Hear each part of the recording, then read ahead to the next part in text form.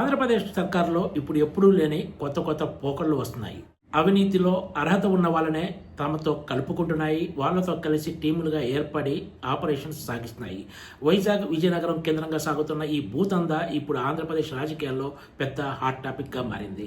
గత సర్కారులు అంటే వైఎస్ జగన్మోహన్ రెడ్డికి అత్యంత సన్నిహితుడిగా పేరున్న ఒక మాజీ సీఎస్తో కలిసి ఆంధ్రప్రదేశ్లోని కీలక మంత్రికి చెందిన కిమ్ టీం పెద్ద ఎత్తున లావాదేవీలు నిర్వహిస్తుంది.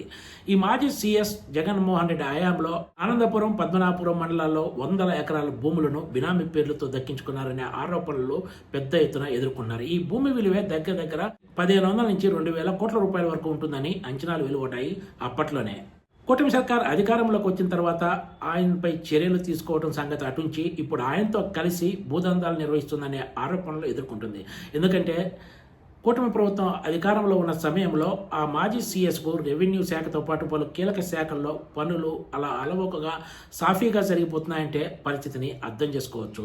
ఈ కిమ్ టీం ఆయనతో కలిసి ఇటీవల ప్రారంభమైన భోగాపురం అంతర్జాతీయ విమానాశ్రయం దగ్గర భారీ ఎత్తున భూదందాలు నిర్వహిస్తుందనే ఆరోపణలు టీడీపీ వర్గాల్లోనే వినిపిస్తున్నాయి.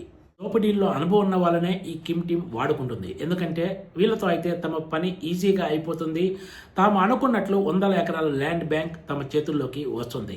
వైజాగ్కు ప్రస్తుతం వివిధ రకాల పరిశ్రమలు వస్తున్నాయి. దీంతో రాబోయే రోజుల్లో ఈ ప్రాంతంలో భూమి ధర ఎన్నో రెట్ల మేర పెరగబోతోంది. అందుకే చాలా వ్యూహాత్మకంగా కీలక మంత్రికి చెందిన కిమ్ టీం మాజీ సీఎస్కు చెందిన టీంతో కలిసి ఇప్పుడు వైజాగ్, విజయనగరం జిల్లాలో పెద్ద ఎత్తున భూములు కొనుగోలుకు అన్ని అస్త్రాలను వాడుతోంది. దీనికి రకరకాల మార్గాలను ఎంచుకుంటుందనేది అధికార వర్గాలు చెప్తున్న మాట. కుటుంబ ప్రభుత్వంలో కూడా మాజీ సీఎం జగన్మోహన్ రెడ్డికి చెందిన సన్నిహితులకు పనులు అంత ఈజీగా అయిపోతున్నాయంటే ఆ మాత్రం టీడీపీ నాయకులు, కేడరు అర్థం చేసుకోలేరా అన్న చర్చ సాగుతోంది. గత జగన్మోహన్ రెడ్డి హయాంలో జరిగిన భారీ భూ కబ్జాకి సంబంధించే ఈ కిమ్ టీంకు ఇప్పటికే 100 కోట్ల మేర ప్రయోజనం కలిగిందనేది అధికారులు చెప్తున్న మాట. వాళ్లకున్న గత అనుభవాలను వాడుకొని అదే టీంతో ఇప్పుడు ఈ కిమ్ టీం కూడా కలిసి భూదందాలు నిర్వహిస్తుంది. కూటమి ప్రభుత్వం అధికారంలోకి వచ్చినప్పటి నుంచి ఏపీలోని కీలక మంత్రికి చెందిన ఈ కిమ్ టీం భూములపై ప్రత్యేక ఫోకస్ పెట్టింది. వాళ్ళు అనుకున్న విధంగా పనులు చేసుకుంటూ ముందుకు వెళ్తున్నారు.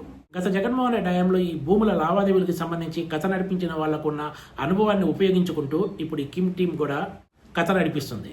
100 కోట్ల రూపాయల విలువ చేసే భూములను దక్కించుకునేందుకు నయానో భయానో అన్ని అస్త్రాలు వాడుతూ తమ పని కానిచ్చేసుకుంటున్నారు.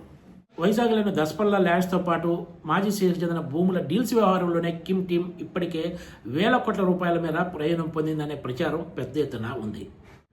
దీనికోసం కొంతమంది బినామీ వ్యక్తులతో పాటు కొన్ని కంపెనీలను కూడా ఉపయోగిస్తున్నట్లు చెప్తున్నారు. ఈ రాబోయే 2.5 సంవత్సరాల్లో ఈ కిమ్ టీం అరాచకాలు ఇంకెంత మేర పెరుగుతాయో అన్న భయం టీడీపీ వర్గాల్లో ఉంది. ఎందుకంటే ఇది వచ్చే ఎన్నికల్లో రాజకీయంగా తమపై ప్రతికూల ప్రభావం చూపించే అవకాశం లేకపోలేదనే చర్చ ఆ పార్టీ నాయకుల్లో సాగుతోంది. కొంతమంది మంత్రులు అయితే ఈ కిమ్ టీం అరాచకాలపై రగిలిపోతున్నారు. రాబోయే రోజుల్లో అయినా ఈ కిమ్ టీం అరాచకాలకు బ్రేకులు పడతాయా లేక అలా కొనసాగుతూ పోతాయా అన్నది వేచి చూడాల్సిందే. Please subscribe TG TV.